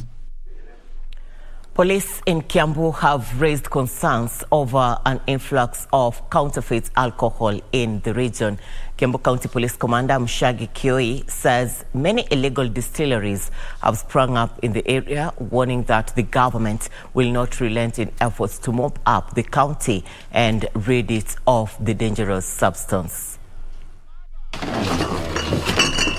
In a sting operation spearheaded by the County Police Commander Mushangi Kioi in collaboration with public health officers, police seized 237 cartons of illicit brew worth 1.4 million shillings. 6 suspects, among them 2 females and 4 males, were arrested during the crackdown. Ni fake, si ile pombe halali. Na hiyo pombe ukiangalia inatengenezwa ni ile methano, wanachukua alafu wanaweka maji, kutoka hapo wanafanya packaging kwa machupa. The Kiambu County Police Commander said the government will not relent in efforts to eradicate the manufacture and sale of illicit liquor. Ningetaka pia kupeana onyo kwa wananchi wale wanauzwa hizi pombe, wanjue ni kitu gani wananunua, sababu ukiangalia vile inaundwa hii itakuja kuleta vifo kwa watu na tungetaka namna hiyo. Trevor Ngendo, Lunchtime News. Uasin Gishu County Commissioner Stephen Kihara has allayed fears of potential violence in the region before, during and after the August 9th general election. Kihara says the region is currently peaceful and his administration is leaving nothing to chance in preventing skirmishes. County Commission, Lance Department. Residents living in the North Rift region have been urged to remain calm ahead of the next general election. Uasin Gishu County Commissioner Stephen Kihara says his administration is keen on ensuring peaceful coexistence in Rift Valley during and after the polls. A historical background of what transpired about 15 years in 2007, 2008. It has come out to be a lesson to the community that is living here. Through the committees that we have also been holding meetings, we have gone outside. We have created structures from the county level up to the village level. Mahali mzee ya mtaako. Speaking in Moist Bridge while issuing title deeds to several farm owners drawn from Trans Nzoia and Uasin Gishu counties, Kihara said the National Cohesion and Integration Commission report branding the region as a hotspot should not invoke fear among citizens. So far, by today, we don't have any challenge. Even originally, those people who used to talk about a suit in this area, you have heard yourself, people have started talking of just look at myself, look at what I have been doing. That is an indication of what is happening on the ground. Kihara says in case of an eventuality, security agencies will not be caught flat-footed. The Iteso community is celebrating the election of King Paul Sunday Emolot, who was nominated 6 months ago after the death of the late Papa Augustine Esuban, who passed on earlier this year. Sunday was the only candidate found to be fit to lead by the Electoral Commission at the Iteso Cultural Union. The Electoral Commission chairperson, Dr. Charles Otim, said that Sunday fulfilled all the requirements as per Iteso Constitution. Sunday urged the community to give peace, unity, reconciliation a chance and challenged the community to change their attitude, the way they handle things. Instead of pulling each other down, this time we want to strengthen the ring which will pull each and everybody up.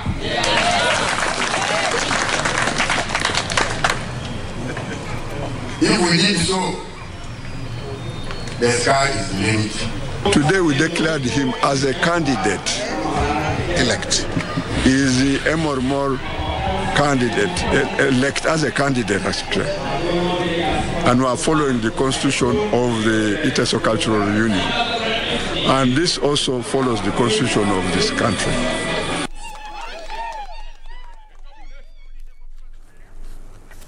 Coffee farmers from Kiajuri Cooperative Society in Meru are expected to make good earnings following improved cherry prices. The farmers praised the move by the Agriculture Cabinet Secretary Peter Munya and the new KPCU for eliminating cartels who they claim contributed to the collapse of the coffee sector. The farmers are now earning 150 shillings per kilogram of coffee cherries from the previous 50 shillings. According to Kofia Kaulani, the ministry is fighting hard to eliminate cartels in the agricultural sector, especially in coffee, tea, potatoes and milk sections. Tunataka kuwaeleza wakulima zile reforms waziri amefanya kwa kahawa, kwa majani, kwa maziwa, na tunaona hizo reforms zinaendelea vizuri. Hata zile issues za fertilizer ambazo zimesikia mara mingi zikizunguka watu wakisema zimekuwa bei, tuko na subsidize nini ya fertilizer ya kahawa. Reforms zile waziri amefanya na serikali ya Uhuru katika industry ya maziwa, ameweka reserve price kwa majani, na sisi tunaona kilimo inaendelea vizuri.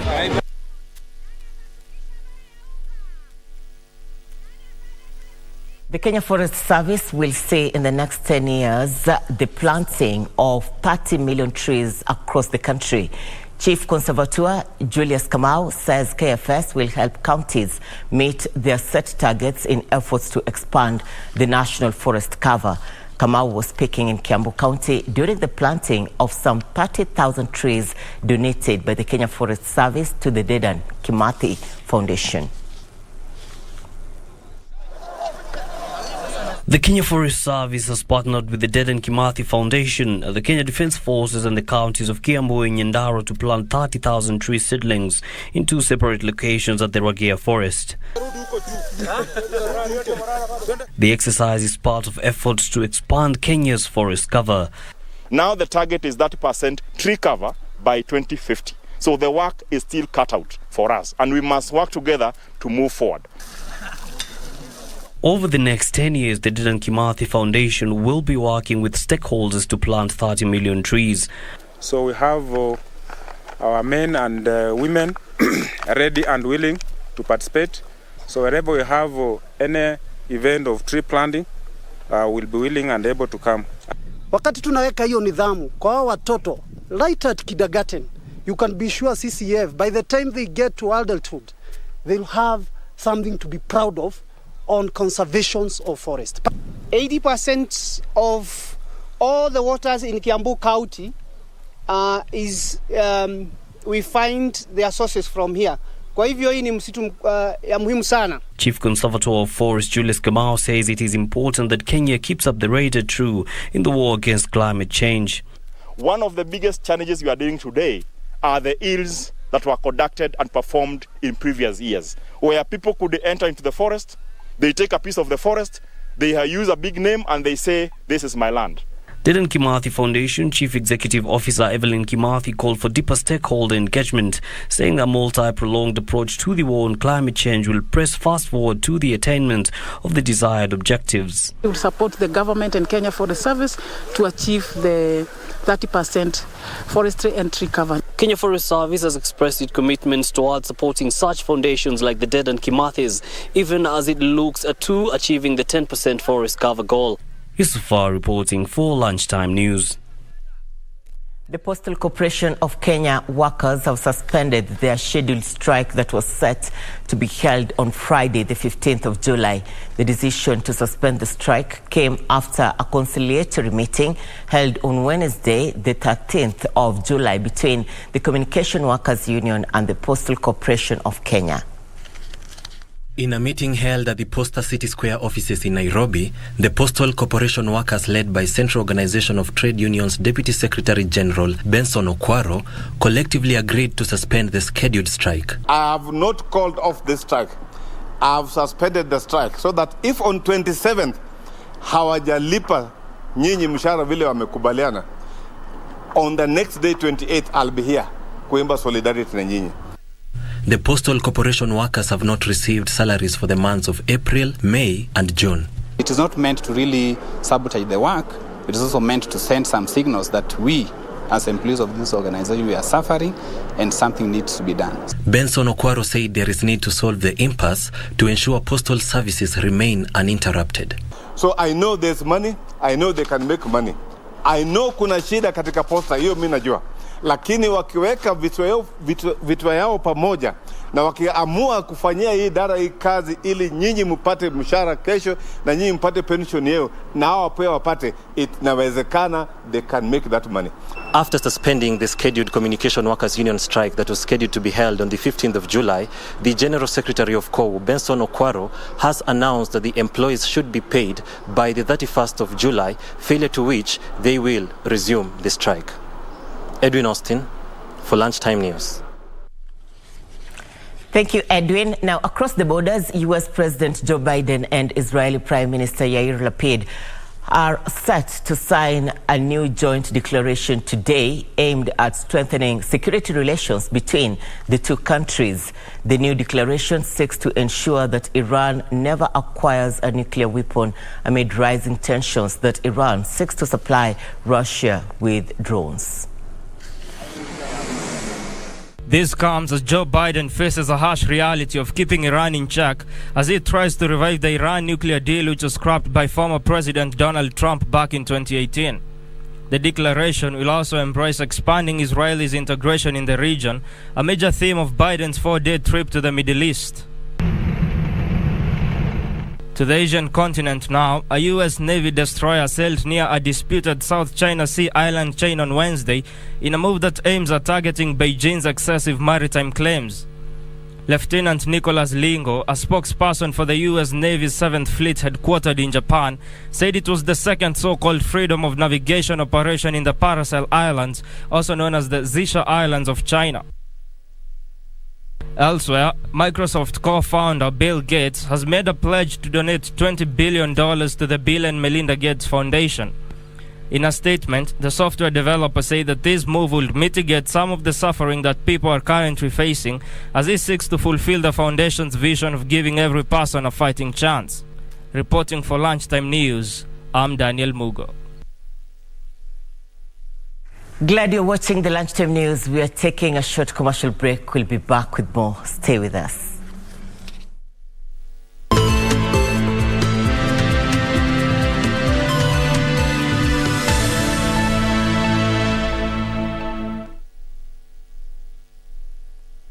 We shall legalize weed. Professor George Luchiri Wajakoya of the Roots Party.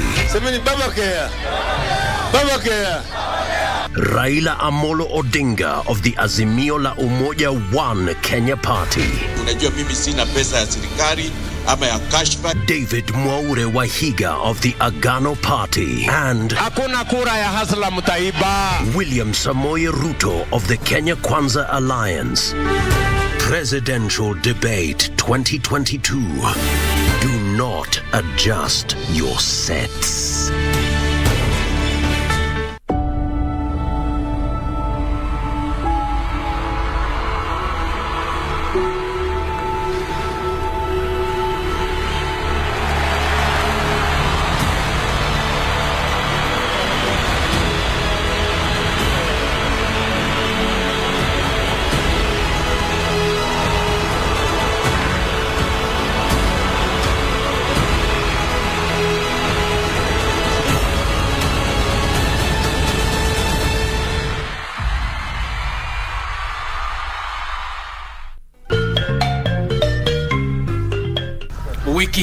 Kwenye mkulima tutajifunza jinsi ya kupima mchanga na umuhimu wake kabla ya kufanya upanzi. Mkulima atutembelee ndio tumueleze kama mchanga yake iko na viini mbaya zile zinaweza dhuru mumea.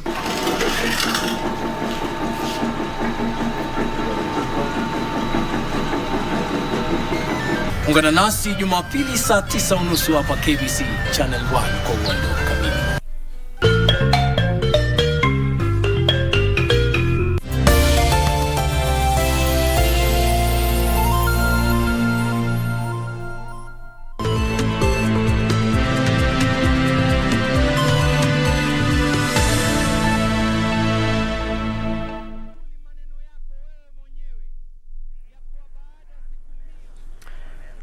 Glad you're watching the Lunchtime News. Thank you for staying with us. We do also appreciate your company on our social media platforms. Some of you are watching KBC Channel 1 from the Central Business District, and Edis Omondi, you're saying good job ahead of the August elections. Now, moving on, the government will spend $500 million shillings on livestock offtake program targeting 20 counties. The project seeks to cushion livestock farmers against the effects of droughts in arid and semi-arid areas. The 6-week project is spearheaded by the national government and the Kenya Meat Commission. In Mandera County, the project is targeting to purchase and slaughter over 3,000 livestock at a cost of 15,000 shillings for a cow and 3,000 shillings per goat. The drought situation in the country has worsened in 19 ASAL counties, decimating thousands of livestock and putting millions of people at starvation risk. The worsening drought situation is attributed to the poor performance of the 2021 short rains, coupled with the previous 2 failed consecutive seasons and the early cessation of 2022 long rain season. These are seen the number of people in need of assistance increase from 3.5 million in May to 4.1 million in June 2022. To mitigate against the severe effects of drought, the government, together with the Kenya Red Cross Society, is carrying out slaughter destocking activities to remove the affected animals before they become emaciated, lose their value, die, or pose risk to the public health. As it is a drought season, livestock are dying, and actually this program really will assist the community as the sellers plus the beneficiaries are drawn from the community level. We appreciate the government and we'll hope more about drought intervention for this period of escalating drought.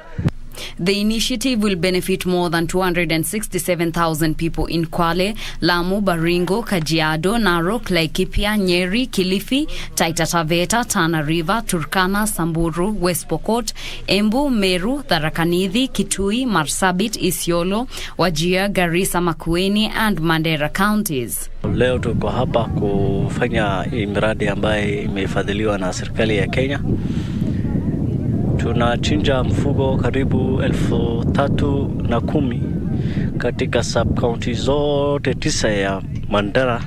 In Mandera County, over 80% of residents have been affected with the drought, depleting pasture and water resources. The whole county has been hit by effects of the drought, with animal prices falling below half, with the situation expected to deteriorate in the coming days. Reporting for Lunchtime News, I am Teresa Mutai. Most Kenya CEOs say partnerships, simple solutions and a proper mindset are among the main ingredients needed for a successful technologically integrated business. Speaking during the Multi-Sectoral Insights Summit 2022 and launch of the industry survey report sampling 50 CEOs, players said businesses closed down early in all sectors, majorly due to a lack of adoption of digital tools in streamlining business processes. Kenya's digital transformation and growth, according to the Kenya Private Sector Alliance KEPSA, has been mostly felt by the country's financial technology sector, led by banking institutions. This indicates that some sectors still lag behind in digital adoption, partly due to what players say is a lack of knowledge of digital systems. So we partner with organizations that can do training on digitization of the small businesses. I think over the last 2 years, 3 years, we've seen during COVID times, right? We had more and more time to go into our devices, and it's become an imperative that we need to digitalize. However, on the flip side, according to another earlier survey, also involving more than 50 CEOs, done by Setova, a large majority of company managers admitted to using machine learning to cut costs by improving their distribution systems. That is where we're going with machine learning. Machine learning is basically saying, how can I take data that already exists? How can I make the data predict what's going to happen based on historical information that is already there? Every organization has the historical data. Look at the banks.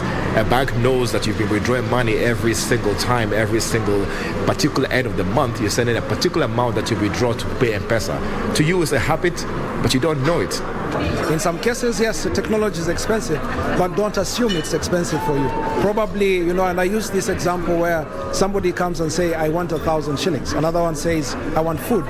You see, the person who wants food will actually get food. The person who wants 1,000 shillings to get food, it takes them longer because they're looking for the wrong thing. Other sectors besides the financial sector that is quickly adapting technology and artificial intelligence AI tools to drive efficiency include the health sector. As we sit today, I must tell you the ministry has undergone through perhaps 10 years of leapfrogging in the past 2 years. A lot of changes have happened in the Ministry of Health, enshrined in policy and legislation. We all have an e-health policy that you all may be familiar with right now. We're in the process of trying to finalize a e-health bill that will most likely be finalized in the next sitting of Parliament. We're in spaces where we've relooked at our procurement mechanisms, we looked at our strategies in how we procure commodities. In the 2022 industry survey report, CEOs agreed that digitization can entirely remove the need for physical documentation, which brings about efficiencies and improves service delivery timelines. Increasingly, data has been touted as the new oil, but the challenge to small businesses now is how to transform that new oil into tangible information that can help them drive their businesses forward. And from that report by Alan Aoko, let's get back to politics. A section of Nairobi Youth League leaders from 17 constituencies in the county have urged the Orange Democratic Movement Party leadership to relook into the nominations list in Nairobi County. They claim that majority who are bona fide and die-hard members of ODM have been left out. They now want the party to ensure fairness and inclusivity in the nomination of members. Speaking in Rumuruti town when he received a group of community mobilizers into the Azimio la Umoja One Kenya Alliance, Laikipia Governor Nderitu Murithi called on the political class to practice political tolerance ahead of the August polls. Siasa si wadui. Siasa si nini? Si wadui. Mimi ningependa ikiwezekana jameni wote wapunguze nini? Mori. Tena wapunguze hasira. Wapunguze matusi, wapunguze fitina. He said that politics is not about enmity, but a contest of vision and objectives. Tutembee pamoja, na tunatembea pamoja kutafuta nini? Suluhisho na kuimarisha maisha yetu. Ndio sababu tunaambia wenzetu, wajua hata ukitusi Nderitu, umeleta suluhisho kweli? Elsewhere, Kajiado Governor Joseph Ole Lenku says careless utterances by politicians is a recipe for political chaos. Lenku says it is dangerous for political leaders to incite Kenyans against each other. Polls that were showing Baba Raila Odinga leading, people started to saying it's a machination by government to steal votes. I think that is a true position, that Azimio candidate Raila Odinga is leading. Meanwhile, Wiper leader Kalonzo Musyoka has urged voters in Gatanga constituency in Murang'a to vote for Raila Odinga. Kalonzo said the Azimio la Umoja government will liberate Kenyans from the harsh economic times by lowering food prices. Agriculture CS Peter Munya, who had accompanied Kalonzo, said farmers will benefit a lot under an Azimio administration. Within 100 days, the Azimio la Umoja One Kenya serikali utaona bei ya bidhaa zimeshuka chini marudufu. Ndio maisha yarudi kawaida. Wangapi wanataka tuweze kuteremsha gharama ya kilimo ndio wakulima waweze kupata chakula? Wangapi mikono juu? Wangapi wangapi wanataka tuimarishe sekta ya afya? Wakati huu tumeamua mimi Sabina na Murang'a na nchi yote ya Kenya ya kwamba tarehe 9 mwezi wa 8 rais wa 5 wa Jamhuri ya Kenya atakuwa ni nani? Ni Raila Amolo Odinga. Our apologies, that was not a section of Nairobi Youth League leaders, but it was like Laikipia Governor Ndiritu Mureithi, who has called on leaders to shun divisive politicians ahead of the forthcoming general election and instead be in the forefront in preaching peace. The county boss said Kenyans are interested to see leaders coming up with solutions to the challenges facing them. And now to other stories. Police in Juja, Kiambu County have recovered counterfeit liquor worth 600,000 shillings and arrested 2 suspects linked to the business. During the sting operation at Mugudha village, the officers recovered assorted liquor brands. According to Kiambu County Commander Mushagi Kioi, who had led the officers in the operation, the owner of the highly concealed residence where the liquor was found escaped. The police officers are pursuing 3 more suspects who managed to escape arrest when a multi-agency team involving DCI officers, Kenya Police, KRA and KEBS arrived at the private residence where the illegal business was being conducted. Umeona vijana wengi wakikunywa hizi pombe wanalala huko kwa barabara, wengine kwa mitaro. Ni sababu pombe kama hizi ni haramu na ndio inapoteza watu macho. Sasa hii hakuna mahali imepimwa, hata injapitisha kwa ile vipimo inatakana ipitie. Kwa hivyo kwa jumla wananchi wanjihadhari, especially wale wanaouza vinywaji. And in Taita Taveta County, Kenya Ports Authority handed over 2 administration blocks and 1 classrooms to 3 schools, namely Kale, Priscilla and Kalela primary schools in Voi constituencies. The buildings were constructed courtesy of the KPA Corporate Social Responsibility Program.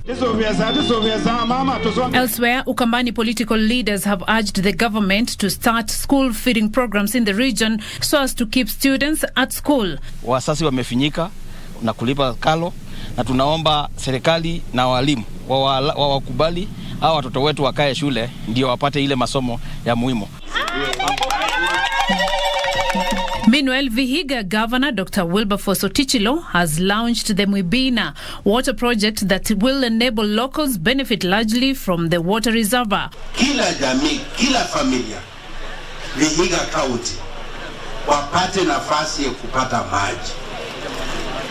Ili ndio akina mama ambao wanachukua masaa mengi kutafuta maji, wakiwa na maji nyumbani watafanya kazi zingine. Finally, Mount Kenya University has today partnered with the University of Nairobi, UNESCO and UNAIDS in curbing the menace of gender-based violence. Within the last 4 months, a lot of purposive integration of O3+ activities have been witnessed happening at MKU, including recent event that took place in Kisumu, bringing both student and community together to discuss GBV matters courtesy of O3+ program.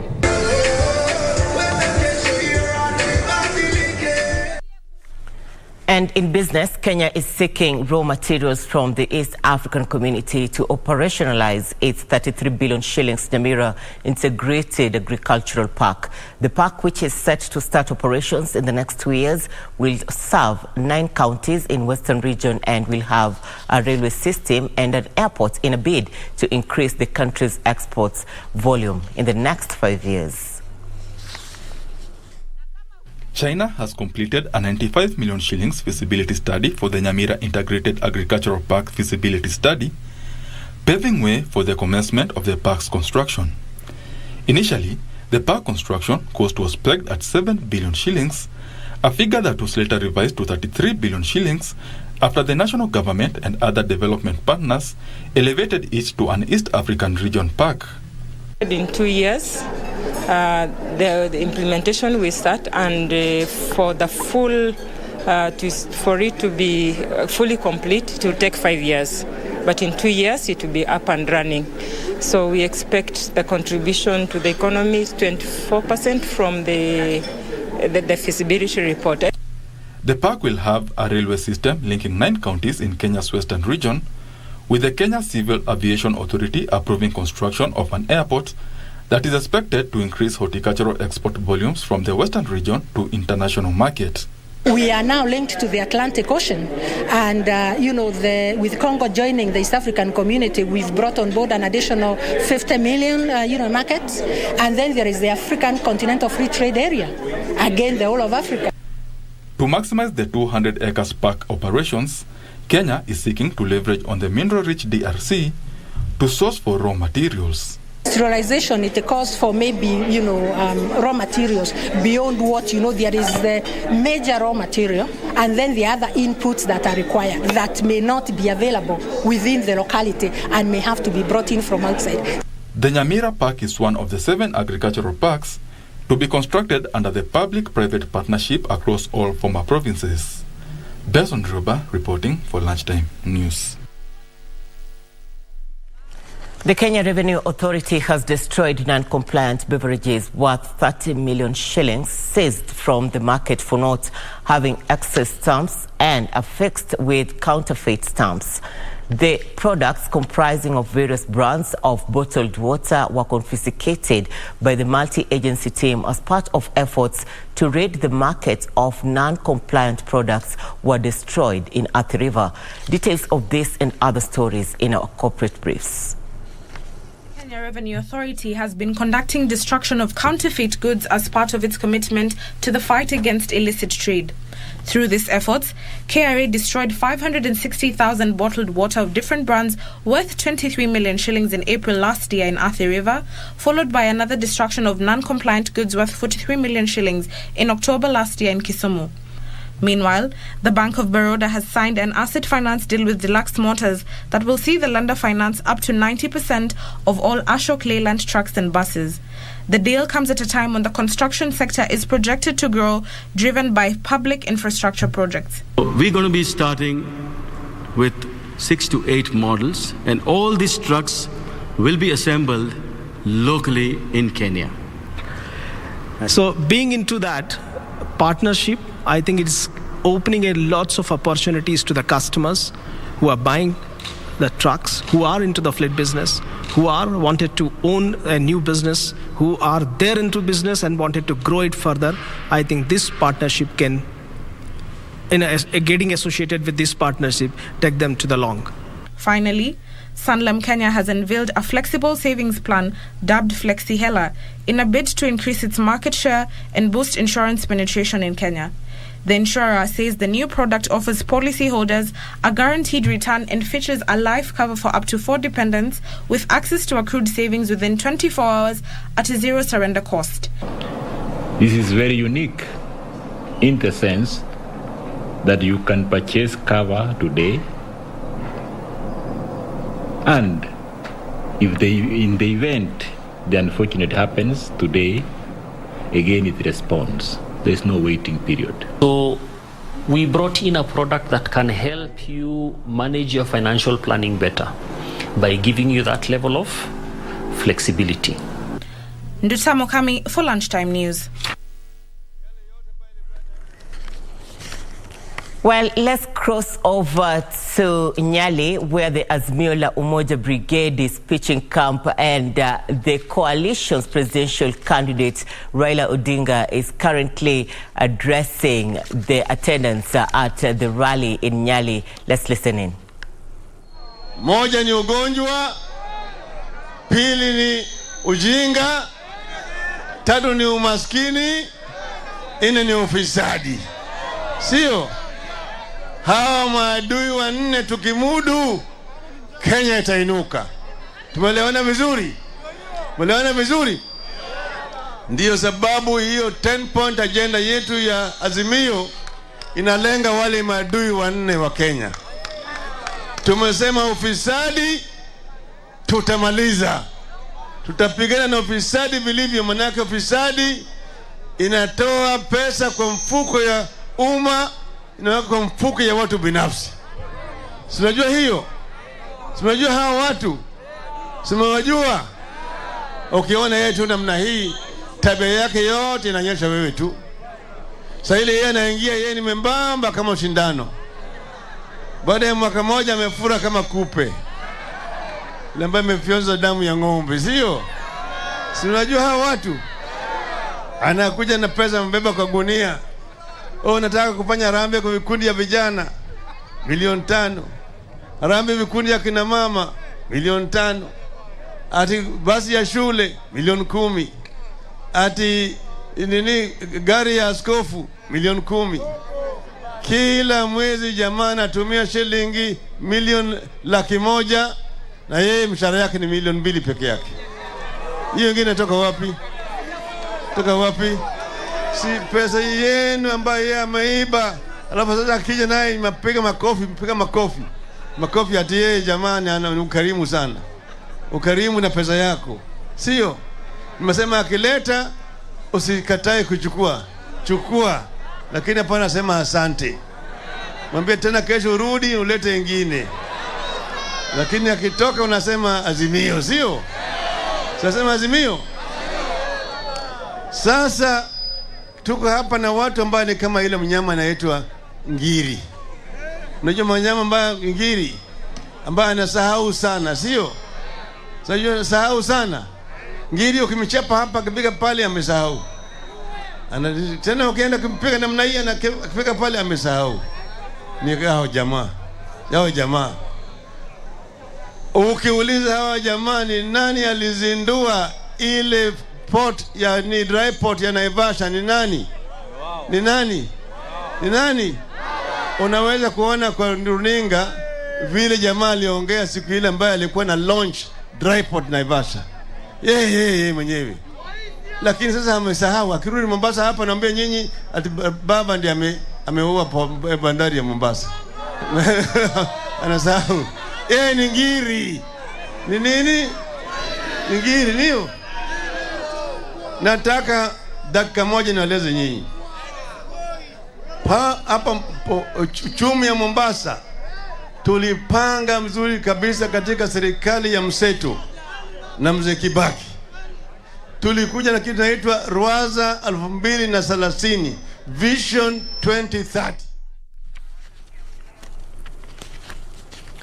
Azimio la Umoja presidential candidate Raila Odinga together with his running mate Martha Karua are this afternoon in the coastal part of Kenya. My colleague Junei Karisa is with the team. Be sure to catch up with her in our subsequent bulletins at 7 and 9 p.m. for more details as events unfold down at the coastal parts of Kenya. Now, still on politics, a section of Nairobi Youth League leaders from 17 constituencies in the county have urged the Orange Democratic Movement Party leadership to relook into the nominations list in Nairobi County. They claim that majority who are bona fide and die-hard members of ODM have been left out. They now want the party to ensure fairness and inclusivity in the nomination of members. Azimio inawezekana. ODM. Nairobi Youth League leaders from 17 constituencies in Nairobi have urged ODM leader Raila Odinga to ensure fairness in the nomination of members. They want the party to consider one of their own for a position of county assembly nominations. They have removed our nominee, whose name is Naomi Kerubo Bosire, the youth leader for Kamkunji constituency, who has served this party for the last 11 years. Our resolve as Nairobi Youth League, we presented one name, which is Naomi Kerubo Bosire, and she must be reverted back to her original position, which is position 1.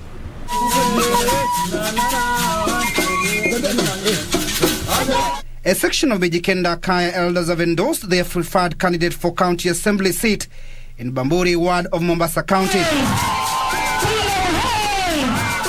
The elders led by Kandege Malinga installed a human rights defender Caleb Okumungwena as a Kaya elder, saying he was their best bet yet to deliver for the Bamburi ward electorate. Sisi ni wazee ambao tunamfisha taji hii leo. Mungu akipenda tutakuwa sote mpaka dakika ya mwisho. Kura zote ni kwa Mheshimiwa Caleb. battle is looming between Pamoja African Alliance Party, United Democratic Alliance, and Orange Democratic Movement (ODM) in Kilifi County over voting for other candidates from other parties come August polls. Tunapiga kura lakini hakuna mahali tunatambuliwa wala tunatajwa. Ndio maana tuko na miti yetu ya minazi ya katika vilele lakini hakuna anayetusaidia. Siku hiyo tukipiga kura, Mwenyezi Mungu, tupige kura kwa sababu sisi ni wa pwani, hukutuweka pwani kwa sababu ya makosa. Ulituweka pwani ili iwe nchi yetu ambayo tunaienzi. Finally, a section of women from Kiambu County has come out to condemn rhetoric utterances by politicians witnessed in the county. Led by gubernatorial hopeful Judy Mwenge Katabaki, they urge leaders to shun utterances as the country heads to August general elections. Saile kiongozi anasimama anaomba kura na anakuja kutusi mama, anatumia maneno ya mwili ya mama, hiyo ni aibu sana. They are showing us who they really are. They are showing us they are the ones who have taken Kiambu County down.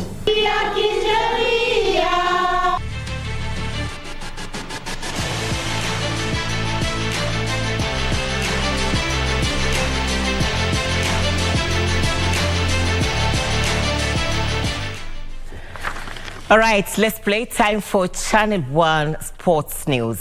Andy Murray recovered from a set-down to reach the quarterfinals of the Hall of Fame Open in Newport, Rhode Island. Australia's Max Postal broke Murray twice en route to winning the opening set and broke the former world #1 again at the start of the second. The Scots maintained that momentum to clinch a 4-6, 6-2, 6-1 victory, and at the end he won over the world number 202. The three-time Grand Slam winner looked to have picked up an injury in the second set. If fit, will now face Kazakhstan Alexander Bulik, ranked 42 for a place in the semi-finals.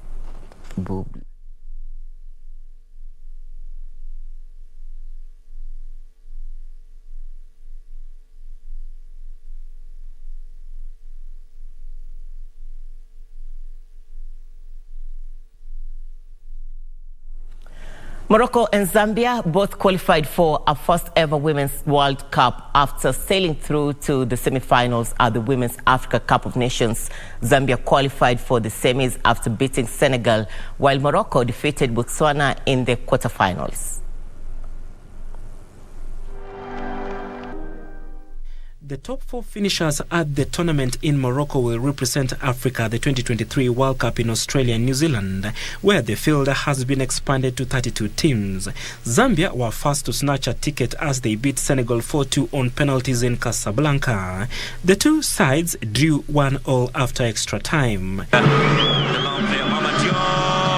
she does well. She converts beautifully again. And select time, it is Lungu. Morocco then beat Botswana 2-1 in Rabat, with defender Yasmin Mrabet heading home a 59th minute winner. Morocco Atlas Lionesses had scored the opener through Sana Msudi 3 minutes after the start of the match, before Keitumetse Dithebe leveled the score 4 minutes later. Goes in the centre there, but one has moved off. Tugnaoud, who's to flick it in? It's a flick on!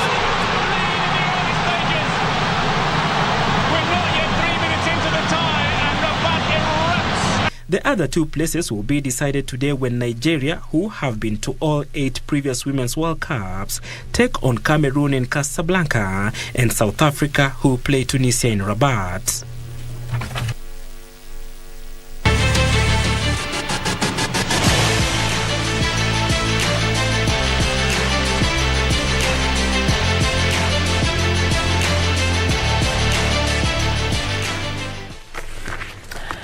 And we have come to the end of Channel 1 Lunchtime News. Thank you so much for your company. Also on our social media platforms, quick acknowledgements. Edis Omondi, Justus Juma,